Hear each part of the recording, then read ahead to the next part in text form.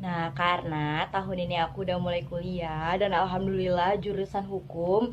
Jadi, karena aku juga kepengen nih muncul lagi di YouTube ya kan, karena setelah beberapa tahun udah vakum dari YouTube. Nah, aku berpikir nih, gimana ya caranya untuk muncul di YouTube tapi yang bermanfaat. Jadi bukan cuman kayak main-main doang di YouTube, tapi kita ada mengambil pelajaran gitu. Jadi kita bisa belajar bareng-bareng juga. Jadi setelah aku pikir-pikir, cari-cari pemikiran gitu, ide-ide apa gitu, dan akhirnya aku memutuskan nih, gimana kalau aku ada ini namanya sesi belajar bersama. Dan kali ini di video ini kita akan membahas tentang namanya sesi belajar bersama Beber. Dan sesi Beber ini adalah pertama kalinya ada di YouTube channel aku. Jadi gunanya untuk kita akan nih mengupas tuntas abis-abisan kasus-kasus apa aja sih yang ada di Indonesia. Gimana sudut pandang hukum yang berlaku berdasarkan pasal-pasal yang ada, dan bagaimana sih sudut pandang argumen aku nih tentang adanya kasus-kasus tersebut. Jadi aku kepengen nih, bukan aku doang yang ngerti tentang hukum, tapi untuk kalian pun juga sama-sama ngerti. Jadi aku ngerti, kalian juga ngerti gitu. Karena menurut aku bukan cuma anak hukum aja yang boleh tahu kasus apa aja yang berlaku, terus bagaimana pasal-pasalnya gitu. Jadi kita semua nih yang ada di Indonesia itu juga bisa tahu.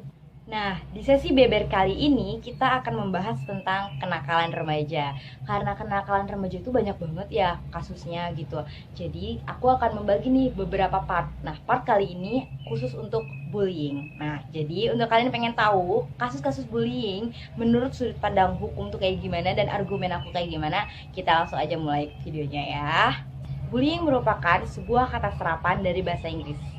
Bullying berasal dari kata bully yang artinya adalah penggertak atau orang-orang yang mengganggu orang yang lemah. Jadi, pada kebanyakan kasus yang ada di Indonesia, bullying dapat dikaitkan dengan fenomena-fenomena yang berbau dengan penggencetan, intimidasi, penggertakan, terus kayak gitu perpeloncoan dan sebagainya. Nah, sekarang aku akan membahas nih teori bullying menurut psikologi. Jadi, yang pertama adalah ketidakseimbangan kekuatan or imbalance power. Nah, apa sih imbalance power ini? Jadi, bullying itu bukanlah persaingan antara saudara kandung. Bukan juga perkelahian dari dua orang yang setara. Tetapi teori ini mengemukakan yaitu bullying itu adanya ketidakseimbangan kekuatan. Jadi adanya yang membuli itu dari orang yang tua, yang lebih tua, terus yang lebih power, yang lebih kuat. Terus udah kayak gitu bisa aja yang muda, tapi tuh dia lebih berjaya gitu. Jadi lebih di atasnya si yang dibully gitu. Terus udah kayak gitu bisa aja dari perbedaan ras, bisa aja dari perbedaan kasta. Terus udah kayak gitu kasta tuh kayak gimana? Contohnya kayak si pembuli itu dari orang kaya dan yang dibully itu dari orang miskin, seperti itu. Jadi adanya ketidakseimbangan nih antara status sosial seperti itu. Jadi timbullah nih kekuatan-kekuatan nih. Jadi yang paling power, yang paling vokal gitu siapa? Dan yang paling vokal itu adalah si pembuli. Jadi ketidakseimbangan kekuatan ini merupakan senjata yang paling kuat oleh pembuli untuk membuli korbannya, seperti itu. Yang kedua, keinginan untuk mencederai atau desire to hurt. Nah, apa nih teori keinginan untuk mencederai itu? Jadi, teori ini beranggapan bahwa dalam bullying tidak adanya unsur kesalahan, ketidaksengajaan, atau kecelakaan dalam mengucilkan korbannya. Jadi, di dalam kasus ini, dalam teori ini itu adanya timbul kepedihan dari mental, terus kayak gitu tertekannya batin si yang dibully. Tapi di samping itu si pembuli ini merasa sangat puas nih bila melihat yang korbannya nih, yang dibully ini benar-benar rusak mentalnya, benar-benar terpukul, benar-benar luka pedih dan amat sangat dalam. Terus udah kayak gitu benar-benar pilu ke korbannya nih kayak gini, dan si pembuli ini senang gitu. Jadi adanya rasa kepuasan sendiri oleh pembuli dalam membuli korbannya gitu. Yang ketiga, adanya ancaman agresi lebih lanjut. Apa nih? Jadi di teori ini adalah bullying dilakukan bukan cuma sekali, tapi berkali-kali. Kenapa berkali-kali? Iya, berkali-kali sampai si pelaku ini merasa sangat senang, puas banget melihat keadaan dari korbannya. Yang keempat ada teror. Bullying merupakan kekerasan sistematik yang digunakan untuk mengintimidasi dan memelihara dominasi. terjadi ketika eskalasi bullying semakin meningkat. Nah, jadi di teror ini bisa aja nih pelaku bullying itu kayak ngirim surat yang berbau-bau horor, terus atau ancaman-ancaman lainnya seperti itu. Menurut psikologi, bullying menimbulkan dampak atau efek negatif yang tinggi yang membuatnya menjadi perilaku yang sangat agresif. Nah, itulah tadi nih menurut sudut pandang psikologi. Nah, sekarang apa nih, bagaimana nih menurut sudut pandang hukum tentang adanya kasus bullying yang ada di Indonesia? Nah, sekarang menurut sudut pandang hukum. Jadi kasus bullying ini sudah sangat jelas sangat melanggar hukum. Nah, jadi pelaku bullying ini dapat dikenakan sanksi pidana. Nah, sekarang nih bagaimana sih nih? Kita kan sekarang nih timbul nih di pertanyaan kita, di benak kita timbul. Nah, kenapa sih para orang-orang yang dibully sama pembuli itu kenapa dia diam aja? Kenapa dia nggak lapor? Kenapa dia nggak ngadu ke siapa aja gitu? Entah ke orang tuanya atau ke pihak yang berwajib. Kenapa dia seolah-olah dia itu kayak menyetujui gitu si pembuli ini membuli dia? Kenapa dia sampai menyetujui perspektif si pembuli ini gitu? Kenapa? Jadi korban terpaksa. Jadi seakan-akan begini nih, si yang dibully ini ya udahlah gak apa-apa lah ya kalau gue dibully, gak apa-apa lah ya kalau gue disakitin gitu, kalau fisik gue diancam gitu, kalau mental gue dirusak gak apa-apa ya. Seakan-akan dia itu menyetujui karena si korban ini merasa kalau misalkan dia lapor entah ke orang tuanya, ke pihak berwajib, atau yang paling petinggi-petinggi yang lainnya, itu dia akan berpikir si pembuli ini akan semakin mengintensifkan membuli si korban. Jadi misalkan si korban ini dibully seminggu 3 kali, tapi karena si korban ini lapor dan akhirnya masalahnya belum diselesain banget secara sampai ke akar-akarnya, si pembuli ini yang tadinya cuma membuli seminggu 3 kali jadi membuli seminggu 7 kali. Jadi setiap hari dibulinya. Jadi intensif, semakin intens membuli si korban. Jadi korban berpikir ya udahlah ya nggak usah ngelapor, ya udahlah ya diem aja gitu, daripada dia semakin diancam, semakin ditekan. Yang tadinya durasinya cuma 3 hari, ini karena udah lapor jadi durasinya hampir setiap hari. Jadi setiap hari durasinya berkali-kali gitu, yang membuat mentalnya dia semakin rusak. Bullying terjadi karena adanya iri hati dari pembuli kepada orang yang dibully. Jadi mungkin aja nih orang yang dibully itu lebih unggul daripada yang membuli. Nah, jadi lebih unggul kenapa nih? Bisa aja banyak.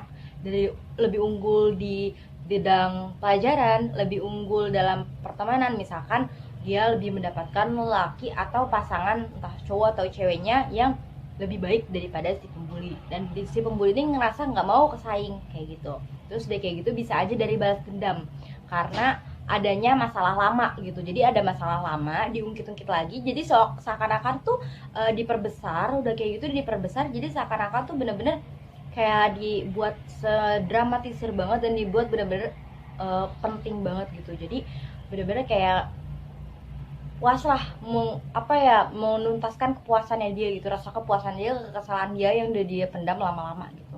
Terus udah kayak gitu emang pada dasarnya si pembuli ini puas gitu, senang banget gitu kalau udah nyakitin orang gitu. Kalau misalkan targetnya itu benar-benar lemah, benar-benar terpuruk, benar-benar hopeless banget, dia benar-benar puas. Terus udah kayak gitu bullying juga terjadi karena emang ingin menunjukkan nih kekuasaan. Jadi mungkin ada sebagian orang, ada beberapa orang yang berpikir dengan dia menunjukkan power dia itu, yaitu dengan menonjok orang atau melukai orang atau membuli orang atau mengucilkan segala macam yang berbau tentang bullying, itu dia adalah orang yang benar-benar kuat gitu. Mungkin mereka berpikir kayak gitu. Sekarang kan zamannya itu masa modern gitu. Sekarang zamannya era modern.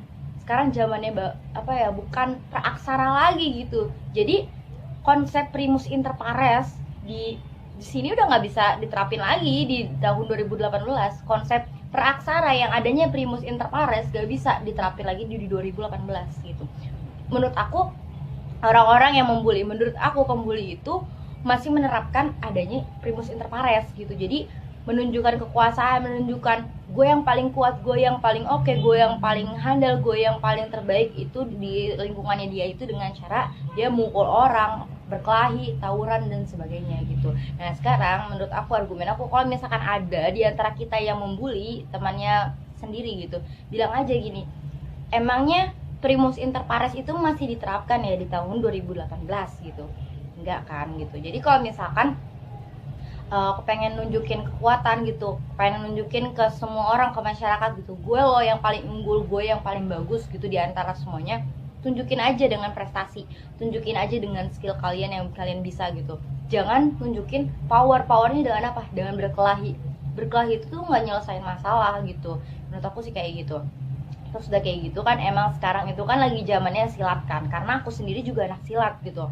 Nah jadi silat itu bukan bukan apa ya, meneruskan adanya primus inter pares, bukan. Jadi silat itu gunanya berfungsi untuk kita itu buat adanya pembelaan diri atau penjagaan diri gitu. Misalkan ada hal-hal yang mepet gitu, ada hal-hal yang mengancam diri kita, kita bisa membela diri kita dengan apa? Kita nendang dia, kita mukul dia, itu aku ngebolehin banget.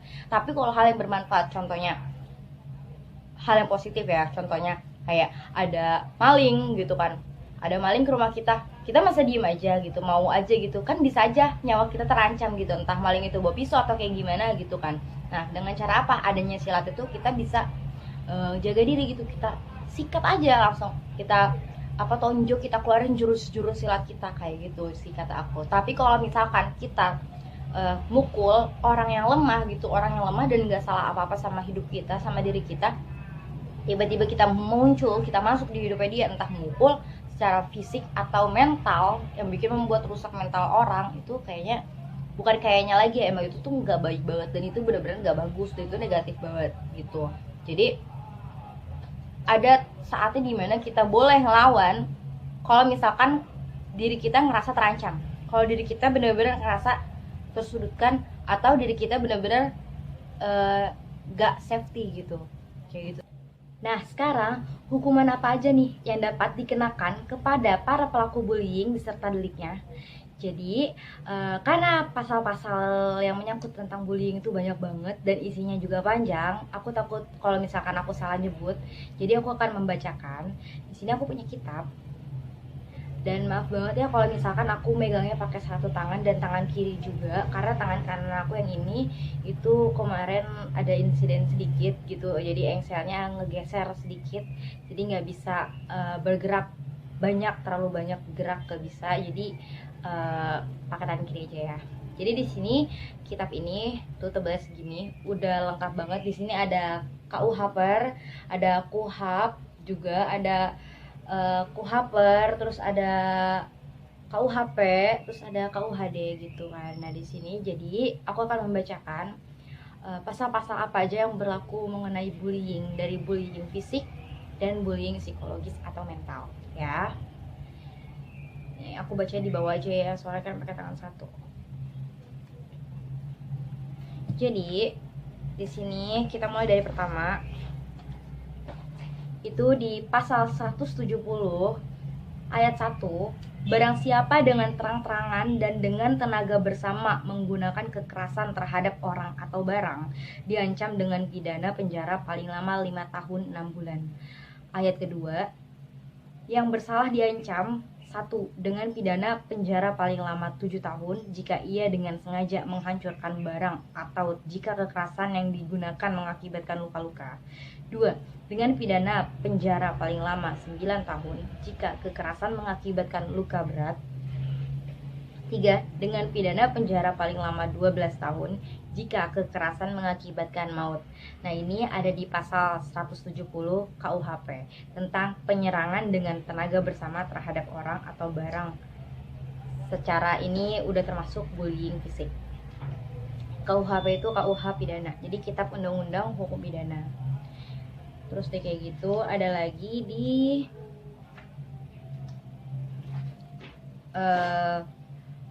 pasal 289 yang bunyinya, barang siapa dengan kekerasan atau ancaman kekerasan memaksa seorang untuk melakukan atau membiarkan dilakukan perbuatan cabul, diancam karena melakukan perbuatan yang menyerang kehormatan kesusilaan dengan pidana penjara paling lama 9 tahun. Nah ini pasal 289 ini tentang memaksa orang melakukan atau membiarkan perbuatan cabul. Ini udah termasuk bullying fisik gitu. Terus kayak gitu ada lagi di pasal 300 ayat 1, diancam dengan pidana penjara paling lama 1 tahun atau denda paling banyak Rp4.500. 1. Barang siapa dengan sengaja menjual atau memberikan minuman yang memabukkan kepada seseorang yang telah kelihatan mabuk. 2. Barang siapa dengan sengaja membuat mabuk seorang anak yang umurnya belum cukup 16 tahun. 3. Barang siapa dengan kekerasan atau ancaman kekerasan memaksa orang untuk minum minuman yang memabukkan. Dan ayat kedua yang masih di pasal yang sama bunyinya, jika perbuatan mengakibatkan luka-luka berat, yang bersalah diancam dengan pidana penjara paling lama 7 tahun. Ayat ketiga, jika perbuatan mengakibatkan kematian, yang bersalah diancam dengan pidana penjara paling lama 9 tahun. Nah, ini pasal 300 KUHP ini tentang menjual atau memberikan minuman memabukkan. Ada lagi di pasal 310 ayat 1, barang siapa sengaja menyerang kehormatan atau nama baik seseorang dengan menuduhkan sesuatu hal yang maksudnya terang-terangan supaya hal itu diketahui umum, diancam karena pencemaran dengan pidana penjara paling lama 9 bulan atau pidana denda paling banyak Rp4.500. Ayat kedua, jika hal itu dilakukan dengan tulisan atau gambaran yang disiarkan, dipertunjukkan atau ditempelkan di muka umum, maka diancam karena pencemaran tertulis dengan pidana penjara paling lama 1 tahun 4 bulan atau pidana denda paling banyak Rp4.500. Ini pasal 310 itu tentang pencemaran nama baik di KUHP juga. Ada lagi di pasal 311 ayat 1, jika yang melakukan kejahatan pencemaran atau pencemaran tertulis dibolehkan untuk membuktikan apa yang dituduhkan itu benar, tidak membuktikannya, dan tuduhan dilakukan bertentangan dengan apa yang diketahui, maka dia diancam melakukan fitnah dengan pidana penjara paling lama 4 tahun. Nah, ini pasal 311 KUHP ini isinya tentang fitnah. Ada lagi di pasal 315 yang bunyinya, tiap-tiap penghinaan dengan sengaja yang tidak bersifat pencemaran atau pencemaran tertulis yang dilakukan terhadap seseorang, baik di muka umum dengan lisan atau tulisan, maupun di muka orang itu sendiri dengan lisan atau perbuatan, atau dengan surat yang dikirimkan atau diterimakan kepadanya, diancam karena penghinaan ringan dengan pidana penjara paling lama 4 bulan 2 minggu atau pidana denda paling banyak Rp4.500. Nah, pasal 315 ini tentang penghinaan di depan umum. Terus pasal 333 ayat 1 bunyinya, barang siapa dengan sengaja dan melawan hukum merampas kemerdekaan seseorang atau meneruskan perampasan kemerdekaan yang demikian, diancam dengan pidana penjara paling lama 8 tahun. Ayat kedua, jika perbuatan itu mengakibatkan luka-luka berat, maka yang bersalah diancam dengan pidana penjara paling lama 9 tahun. Ayat ketiga, jika mengakibatkan mati, diancam dengan pidana penjara paling lama 12 tahun. Ayat keempat, pidana yang ditentukan dalam pasal ini diterapkan juga bagi orang yang dengan sengaja dan melawan hukum memberi tempat untuk perampasan kemerdekaan. Jadi pasal 333 ini tentang perampasan kemerdekaan. Ada lagi di pasal 335 ayat 1, diancam dengan pidana penjara paling lama 1 tahun atau denda paling banyak Rp4.500. 1. Barang siapa secara melawan hukum memaksa orang lain supaya melakukan, tidak melakukan atau membiarkan sesuatu dengan memakai kekerasan, sesuatu perbuatan lain maupun perlakuan yang tak menyenangkan, atau dengan memakai ancaman kekerasan, sesuatu perbuatan lain maupun perlakuan yang tak menyenangkan, baik terhadap orang itu sendiri maupun orang lain. 2. Barang siapa memaksa orang lain supaya melakukan, tidak melakukan, atau membiarkan sesuatu dengan ancaman pencemaran atau pencemaran tertulis. Nah, jadi di pasal 335 ini tentang perbuatan tidak menyenangkan. Ada lagi di pasal 336 ayat 1 bunyinya, diancam dengan pidana penjara paling lama 2 tahun 8 bulan barang siapa mengancam dengan kekerasan terhadap orang atau barang secara terang-terangan dengan tenaga bersama dengan suatu kejahatan yang menimbulkan bahaya umum bagi keamanan orang atau barang, dengan perkosaan atau perbuatan yang melanggar kehormatan kesusilaan dengan sesuatu kejahatan terhadap nyawa, dengan penganiayaan berat, atau dengan pembakaran. Ayat kedua, bila mana ancaman dilakukan secara tertulis dan dengan syarat tertentu, maka dikenakan pidana penjara paling lama 5 tahun. Nah, ini pasal 336 KUHP ini tentang pengancaman di muka umum dilakukan bersama. Ini udah termasuk bullying verbal atau psikologis. Nah, pasal 351 ini ayat 1, penganiayaan diancam dengan pidana penjara paling lama 2 tahun 8 bulan atau pidana denda paling banyak Rp4.500. Ayat kedua, jika perbuatan mengakibatkan luka-luka berat, yang bersalah diancam dengan pidana penjara paling lama 5 tahun. Ayat ketiga, jika mengakibatkan mati, diancam dengan pidana penjara paling lama 7 tahun. Nah, terus deh kayak gitu. Ayat keempat, dengan penganiayaan disamakan sengaja merusak kesehatan. Nah, jadi pasal 351 ini tentang penganiayaan. Ini udah termasuk bullying fisik ya. Terus deh kayak gitu, di pasal 368 ayat 1, barang siapa dengan maksud untuk menguntungkan diri sendiri atau orang lain secara melawan hukum, memaksa seseorang dengan kekerasan atau ancaman kekerasan untuk memberikan suatu barang yang seluruhnya atau sebagian adalah kepunyaan orang itu atau orang lain, atau supaya membuat hutang maupun menghapuskan piutang, diancam karena pemerasan dengan pidana penjara paling lama 9 tahun. Nah, terus juga ada lagi di pasal 369 ayat 1, barang siapa dengan maksud untuk menguntungkan diri sendiri atau orang lain secara melawan hukum dengan ancaman pencemaran baik secara lisan maupun tulisan atau dengan ancaman akan membuka rahasia, memaksa seorang supaya memberikan barang sesuatu yang seluruhnya atau sebagian kepunyaan orang itu atau orang lain, atau supaya membuat hutang atau menghapuskan piutang, dan diancam dengan pidana penjara paling lama 4 tahun. Jadi pasal 369 ini tentang pengancaman. Menurut survei yang ada, bullying itu terjadi kebanyakan mayoritasnya itu dilakukan di kaum remaja. Remaja itu yang pada dasarnya transisi dari masa anak-anak ke dewasa. Jadi mereka itu lagi cari-cari nih jati diri kayak gitu. Ada itu dibilang katanya bullying itu banyak di kalangan remaja. Bukan juga, di kalangan dewasa itu nggak ada bullying gitu. Jadi di kalangan dewasa juga ada bullying gitu, tapi nggak lebih seintens di kalangan remaja gitu. Nah, di sini ada di pasal 54 ini ayat 1, anak di dalam dan di lingkungan satuan pendidikan wajib mendapatkan perlindungan dari tindak kekerasan fisik, psikis, kejahatan seksual, dan kejahatan lainnya yang dilakukan oleh pendidik, tenaga kependidikan, sesama peserta didik, dan atau pihak lain. Terus deh kayak gitu. Ada lagi di pasal 76C, setiap orang dilarang menempatkan, membiarkan, melakukan, menyuruh melakukan, atau turut serta melakukan kekerasan terhadap anak. Terus ada lagi di pasal 80 ayat 1, setiap orang yang melanggar ketentuan sebagaimana dimaksud dalam pasal 76C yang tadi itu dipidana dengan pidana penjara paling lama 3 tahun 6 bulan dan atau denda paling banyak Rp72 juta.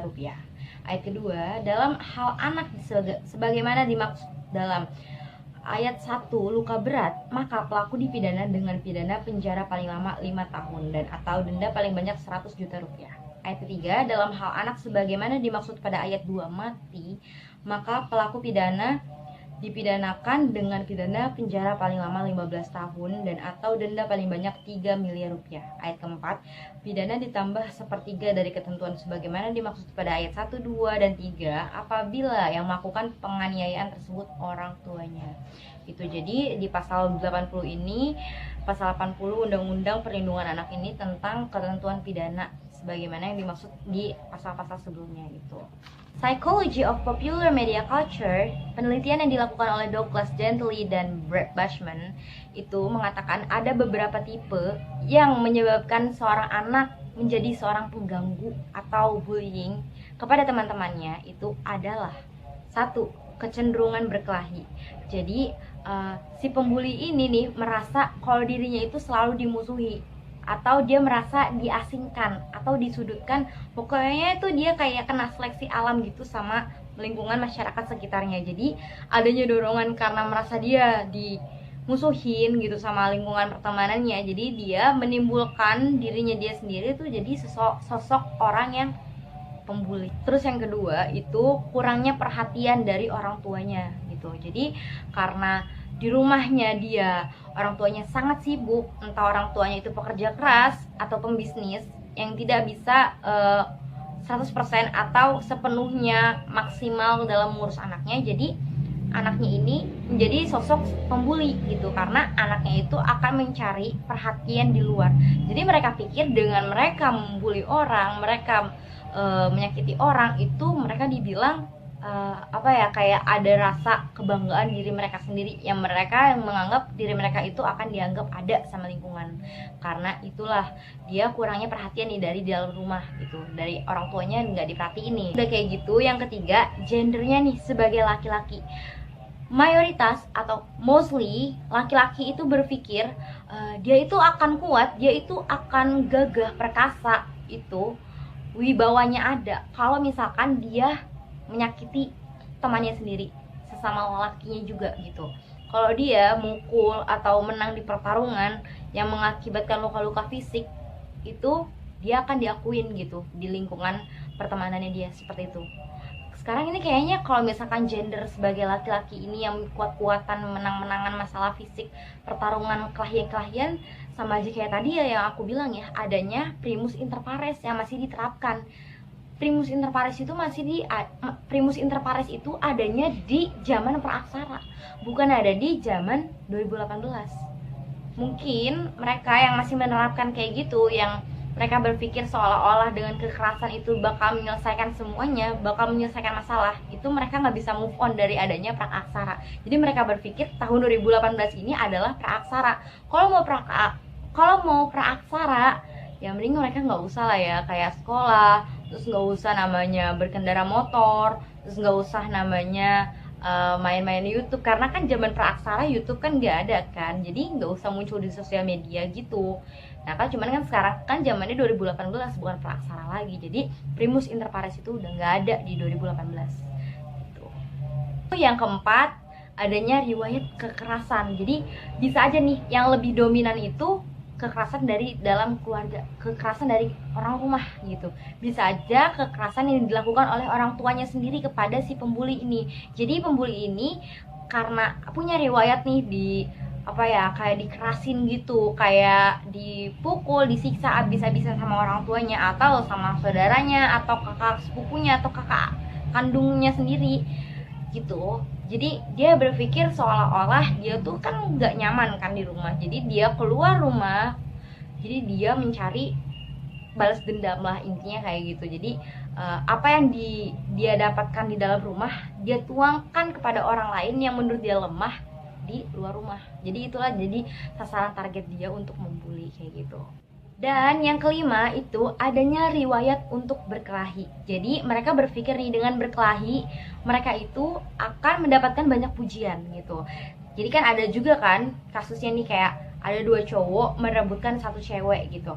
Nah si dua cowok ini untuk mendapatkan satu cewek, si cewek bilang kalau lo mau dapetin gue, lo berdua harus bertarung atau lo berdua harus bersaing, gimana caranya pokoknya yang kuat-kuatan itu baru dapet jadi cowok gue. Atau mereka berdua ini sama-sama tonjok-tonjokan atau gimana, udah disepakatin si cowok dua ini untuk mendapatkan satu cewek tanpa cewek ini tahu gitu. Jadi sih ada si kalangan yang kayak gitu. Jadi mereka berpikir dengan mereka berkelahi, mereka memukul atau mereka menyiksa orang lain atau teman yang lemah, itu mereka akan dianggap dapat pujian. Dan yang terakhir ini adanya expose kekerasan dari entah sosial media, entah film yang dia lihat atau komik atau games, itu sih kayak gitu. Nah menurut aku kayak kalian kan pastilah ya semua nih yang nonton video aku sekarang ini udah pada pernah dong nonton di bioskop gitu kan. Nah kalau misalkan nonton bioskop, nonton film, di situ kan udah ada di umurnya gitu kan ya, untuk usia berapa ya kan, kontennya itu konten remaja, anak-anak, semua umur atau dewasa. Nah ada video bioskop yang menulis katanya dibilang itu kontennya itu khusus untuk 17 tahun ke atas. Nah itulah makanya perlu adanya pengetatan khusus dari petugas bioskop. Jadi kalau misalkan ada film-film 17 tahun ke atas, aku merekomendasiin mending petugas bioskop itu cekin nih KTP-nya mana gitu kan. Jadi pas dilihat bener-bener, oh bener-bener nih anak 17 tahun ke atas gitu. Banyak-banyak kasus sekarang ini anak-anak yang belum cukup umur menonton atau menyaksikan film-film terus kayak gitu, komik, game yang belum harusnya dia lihat, belum harusnya dia lakukan, belum harusnya dia mainkan gitu. Jadi pola pikirnya mereka nih anak di bawah umur ini yang mendapatkan makanan, mengonsumsi acara-acara pokoknya tindak kekerasan yang bukan umurnya, bukan usianya, itu jadi berpikir dengan oh kekerasan itu mah hal yang sepele, hal yang wajar. Mereka belum bisa berpikir mana yang baik, mana yang buruk. Orang tuh harus tahu gitu anak itu nonton apa gitu, terus anak itu main game apa gitu. Karena kan game-game sekarang kan juga ada namanya kekerasan juga. Jangan kekerasan, pornografi pun udah diselipin beberapa unsur intrinsik, implisit, pokoknya yang kecil-kecil sedikit pun pornografi juga udah dimasukin di gamenya ya kan. Aku lebih saranin untuk kalian menontonlah tayangan atau main game lah yang sesuai umurnya gitu. Kalau misalkan kalian usianya 13 tahun, ya udah usianya 13 tahun aja gitu. Tapi kalau misalkan usia 17 atau misalkan usianya udah 30 tahun, ya terserah mau nonton apa aja, bebas. Menurut Pusat Penyuluhan Hukum Badan Pembinaan Hukum Nasional Kementerian Hukum dan HAM Republik Indonesia, langkah-langkah yang dapat dilakukan untuk pencegahan adanya tindak bullying adalah: 1. Jangan membawa barang-barang yang mahal atau berlebihan. Yang kedua, menyadarkan kepada anak bahwa tindakan merampas, menyandera, atau merusak barang milik orang lain itu adalah tindakan yang biasanya dilakukan oleh para pembuli. Terus kayak gitu. Yang ketiga, jangan sendirian. Yang keempat, jangan mencari gara-gara duluan. Yang kelima, jika kamu tahu ada beberapa anak yang tidak menyukai kamu, sebaiknya kamu jangan dekati dia gitu.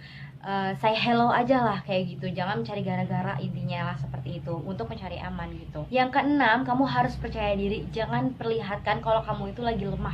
Jadi kamu harus kuat di depan semua orang, siapapun itu yang lihat kamu tuh harus kuat. Terus kayak gitu. Yang ketujuh, itu kamu harus berani melapor. Mau resiko apapun itu kamu harus berani lapor ke orang tua atau pihak yang berwajib seperti itu. Yang kedelapan, kamu itu harus berubah. Berubah itu mengubah dari kebiasaan-kebiasaan yang buruk, kebiasaan-kebiasaan yang salah, dan harus berani bertindak gitu. Jadi kamu gak boleh dibully lagi tuh kayak gimana, kamu itu harus survive kayak gitu. Nah itulah teman-teman sudut-sudut pandang dari psikologi dan hukum tentang adanya kasus bullying yang ada di Indonesia. Sekarang bagaimana nih pendapat aku nih, argumen aku. Jadi argumen aku sama sekali tidak merekomendasiin dan sama sekali tidak membenarkan adanya bullying di Indonesia. Terus kayak gitu, menurut aku juga semua agama manapun, mau agama Islam, Katolik, Hindu, Buddha, Kristen, Konghucu ataupun apapun itu, atau orang ateis sekalipun, itu pasti tidak mengizinkan atau tidak membenarkan tindakan bullying ini. Jadi tindakan bullying ini benar-benar sangat melanggar hukum, melanggar agama, melanggar norma kemasyarakatan, susila dan sebagainya seperti itu. Terus kayak gitu, menurut aku pelaku bullying, para pembuli ini adalah tindakan orang yang sama sekali tidak mempunyai rasa kepercayaan diri, dan mereka itu masih primitif. Kenapa primitif? Karena mereka masih adanya zaman-zaman praaksara yang tadi itu dibilang primus inter pares gitu. Jadi dengan mereka berpikir dengan segala macam dilakukan masalah ini dilakukan dengan kekerasan, dengan bacot-bacotan, atau pokoknya main-main fisik, itu menyelesaikan masalah, itu salah besar. Jadi kalau ingin menyelesaikan masalah itu harus dengan kepala dingin, harus bicarain baik-baik, musyawarah baik-baik, gak dengan kekerasan seperti itu gitu. Kayak ada penjahat pun, penjahat yang bener-bener emang udah kebukti nih, udah ketangkep basah dia salah, misalkan penjahat itu ngebunuh, ya kan, orang ngebunuh misalkan, dia kebukti kan dia salah gitu, emang pihak berwajib langsung gitu ngevonis dia hukumannya berapa tahun ini? Enggak kan, jadi ada tahap-tahapannya kan. Terus deh kayak gitu ada pengadilan dulu, terus deh kayak gitu pembelaan menurut si pembunuh ini, dia kenapa nih ngebunuh orang itu, kenapa harus gitu kan. Jadi kan harus ada tahapannya.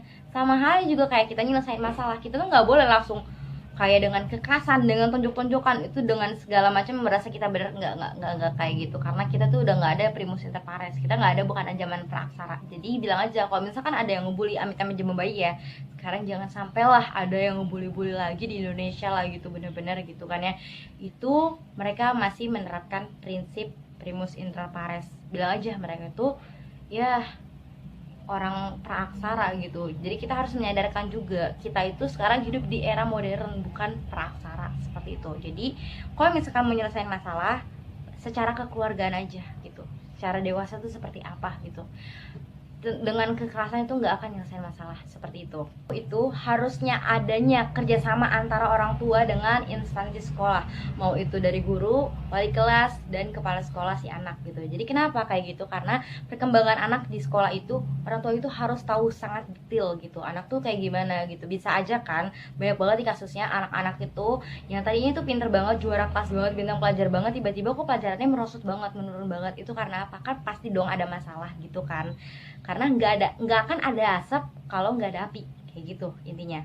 Nah terus deh kayak gitu dicari tahu, jadi orang tua datang datang temuin gurunya, wali kelas saya, bu anak saya kenapa, kayak gitu tanya. Nah jadi gurunya ntar, jadi adanya kerjasama gitu, komunikasi baik antara orang tua dan guru, jadi menimbulkan perkembangan anaknya itu di sekolah itu jadi lebih baik kayak gitu. Bisa aja kan anaknya itu merosot nilainya karena dia dibully gitu sama teman-temannya, ditekan ini itu, atau persaingan yang tidak sehat, macam-macam dan sebagainya. Terus bisa aja dari gaya belajarnya yang salah. Misalkan anaknya lahirnya emang gaya belajarnya auditori gitu, tapi gurunya memaksakan anaknya untuk belajar menjadi anak yang gaya belajarnya kinestetik, kan nggak bisa kayak gitu. Sama halnya kayak kepribadian, udah tahu anaknya melankolis tapi disuruh jadi sanguinis, nggak bisa kayak gitu kan. Sama aja ya seperti itu. Jadi kalau misalkan emang dasarnya melankolis, ya udah melankolis aja gitu. Kita juga nggak bisa nyalahin melankolis itu orang yang lebay. Terus kalau misalkan nangis tuh alay-alay banget sampai menghayati kayak drama banget itu, kayak gitu nggak bisa, karena emang kepribadiannya emang kayak begitu gitu. Terus orang yang ekstrovert disuruh ke ambivert, atau ambivert disuruh pilih salah satu, mau ekstrovert apa introvert, nggak bisa kan. Jadi emang udah dasarnya di akhirin kayak gitu. Kalau misalkan kita menyuruh nih orang ekstrovert disuruh ke introvert misalkan, itu sama aja udah kayak bullying. Kenapa? Karena kita menekankan atau menyuruh orang itu untuk out of the box thinking gitu. Jadi orang ini harus keluar dari zona nyamannya dia. Kalau udah zona nyamannya dia di ekstrovert, ya udah, kita nggak bisa maksain ekstrovert itu salah, alay banget, terlalu nyablak, terlalu terbuka, salah.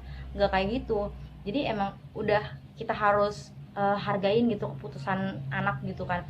Mau anak ekstrovert ya udah hargain. Introvert pun kalau mau tertutup banget, dia nggak bisa banyak ngomong, terus dia kayak gitu cara ngomongnya susah atau gimana, emang introvert kayak gitu. Jadi kita nggak bisa salahin kayak gitu, kecuali kalau misalkan ada kasusnya nih orang introvert itu berubah ke ekstrovert karena dari dirinya sendiri, itu bukan paksaan orang lain, itu beda lagi kasusnya. Karena bisa aja dari perjalanan hidupnya dia yang dia lakuin gitu kan selama berapa tahun ini gitu, yang dia berpikir oh dia harus mengubah dirinya sendiri gitu. Bisa aja kan dari introvert ke ekstrovert karena dia sendiri yang ngubah, bukan paksaan dari orang lain. Itu bukan bullying masuknya, seperti itu.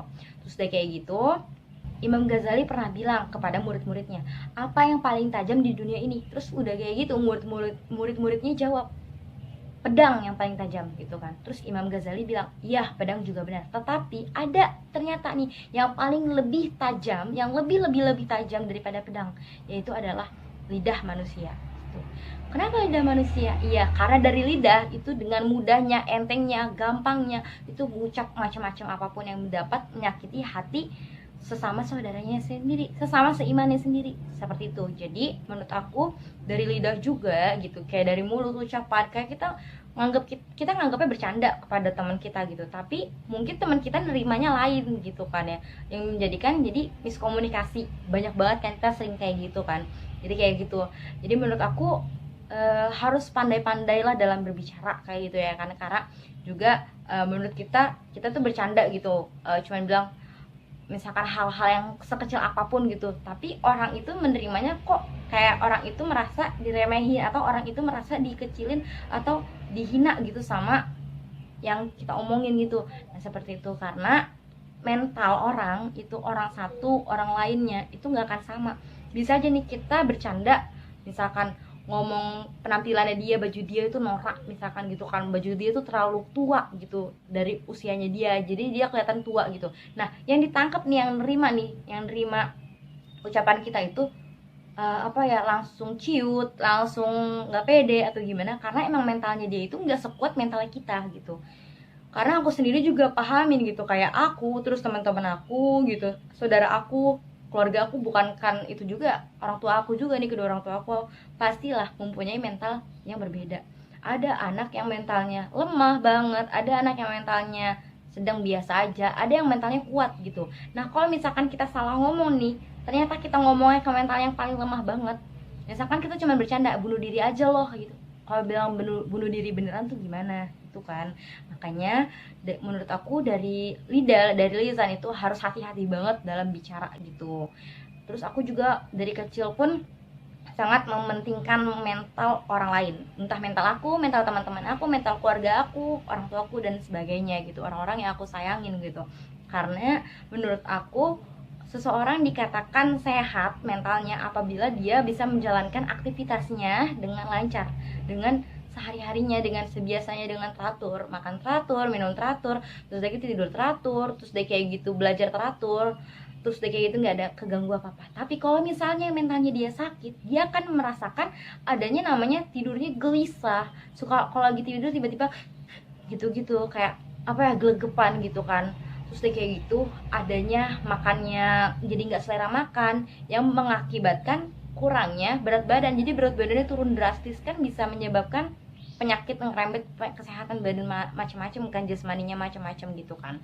Terus udah kayak gitu, iya kan bisa aja kan, kayak gimana ya, kalau orang nih lagi kepikiran, misalkan ada satu hal yang dipikir sama dia gitu, tek masuk ke alam bawah sadar. Alam bawah sadar nerima, ngerespon, akhirnya pas ngeliat makanan, ih males gue, akhirnya nggak makan. Hal-hal sepele, nggak makan, udah nggak makan terus. Pas dicek timbangannya turun drastis, merosot abis.